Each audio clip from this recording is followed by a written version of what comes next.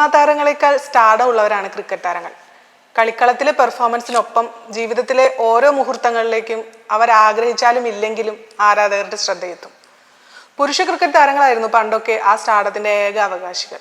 പക്ഷെ ഇപ്പോഴത് മാറി. വനിതാ ക്രിക്കറ്റ് താരങ്ങളുടേതും കൂടെയാണ് ഇപ്പോൾ ആ സ്റ്റാർഡം.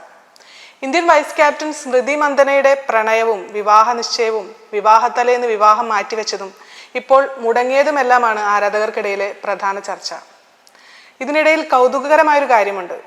മിതാലി രാജ് മുതൽ ഹർമൻപ്രീത് കൗർ വരെയുള്ള ഇന്ത്യയുടെ പ്രമുഖ താരങ്ങളെല്ലാം അവിവാഹിതരാണ്. അതിനൊരു മാറ്റമുണ്ടാകുമെന്ന് തോന്നിച്ചിരുന്നത് സ്മൃതി മന്ദനയാണ്. പക്ഷെ അപ്രതീക്ഷിതമായി സ്മൃതിയും വിവാഹത്തെ പാതിയിൽ ഉപേക്ഷിച്ച് കരിയറിലേക്ക് ശ്രദ്ധ തിരിച്ചു.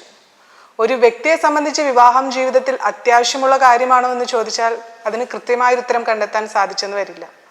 എന്തുകൊണ്ടായിരിക്കും ഇന്ത്യൻ വനിതാ താരങ്ങൾ വിവാഹ ജീവിതത്തിൽ നിന്ന് മാറി നിൽക്കുന്നത്?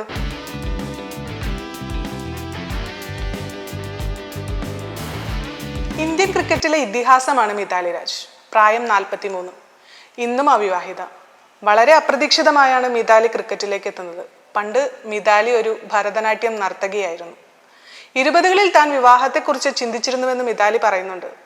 എന്നാൽ വന്ന ആലോചനകളിൽ പലതും വിചിത്രമായിരുന്നു. വിവാഹശേഷം ക്രിക്കറ്റ് ഉപേക്ഷിക്കാൻ തയ്യാറാണോ എന്നായിരുന്നു പലരുടെയും ചോദ്യം. വീട്ടിലെ കാര്യങ്ങൾ നോക്കാനും കുട്ടികളെ വളർത്താനും കരിയർ ഉപേക്ഷിക്കണമെന്ന നിബന്ധന അംഗീകരിക്കാൻ മിതാലി തയ്യാറായില്ല. പൂർണ്ണമായി മനസ്സിലാക്കുന്ന ഒരാളെ കിട്ടാത്തത് കൊണ്ടാണ് വിവാഹം വേണ്ടെന്ന് വെച്ചതെന്നാണ് മിതാലി പറയുന്നത്. ഇപ്പോഴാണെങ്കിൽ വിവാഹം കഴിച്ചവരെ കാണുമ്പോൾ സിംഗിൾ ആയിരിക്കുന്നതിൽ അതീവ സന്തുഷ്ടയാണെന്ന് പറയാനും മിതാലിക്ക് ഒരു മടിയുമില്ല.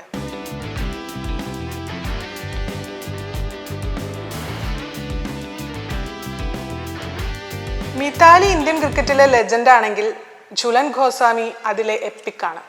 സ്വകാര്യ ജീവിതത്തെക്കുറിച്ച് അഭിമുഖങ്ങളിൽ ഒന്നും വിട്ടുപറയാൻ തയ്യാറാവാത്ത ഝുലനും മിതാലിയുടെ അതേ പ്രായം 43. ക്രോണിക് ബാച്ചിലററ്റ്. ലോകത്തെ ഏറ്റവും മികച്ച വനിതാ പേസ് ബൗളർമാരുടെ കൂട്ടത്തിൽ ഇടം പിടിച്ച ഇന്ത്യക്കാരിയാണ് ഝുലൻ. അവരുടെ സ്വകാര്യ ജീവിതമോ വിവാഹം വേണ്ടെന്ന് വെക്കാനുള്ള കാരണങ്ങളോ പരസ്യപ്പെടുത്താൻ ഝുലന് താല്പര്യമില്ല. ഇതുവരെയും അതേക്കുറിച്ച് പറഞ്ഞിട്ടുമില്ല.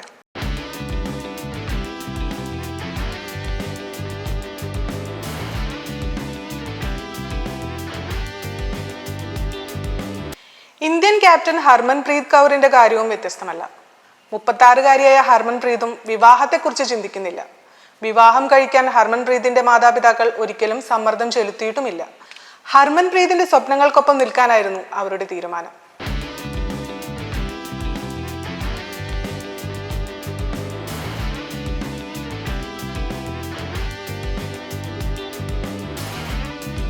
എന്നാൽ എല്ലാവരും വിവാഹത്തിനെതിരെ മുഖം തിരിച്ചു നിൽക്കുന്നവരല്ല.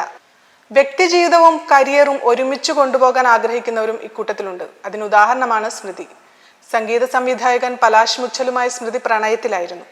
ഇന്ത്യയുടെ ലോകകപ്പ് നേട്ടത്തിന് പിന്നാലെ ഇരുവരുടെയും വിവാഹം നിശ്ചയിച്ചിരുന്നെങ്കിലും അത് പിന്നെ മാറ്റിവെക്കേണ്ടി വന്നു. പിന്നെ പലതരത്തിലുള്ള അഭ്യൂഹങ്ങൾ പടർന്നു. ഒടുവിൽ വിവാഹത്തിൽ നിന്ന് പിന്മാറുന്നുവെന്നും കരിയറിൽ കൂടുതൽ ശ്രദ്ധ കേന്ദ്രീകരിക്കുന്നുവെന്നും സ്മൃതി ഔദ്യോഗികമായി തന്നെ പ്രഖ്യാപിച്ചു.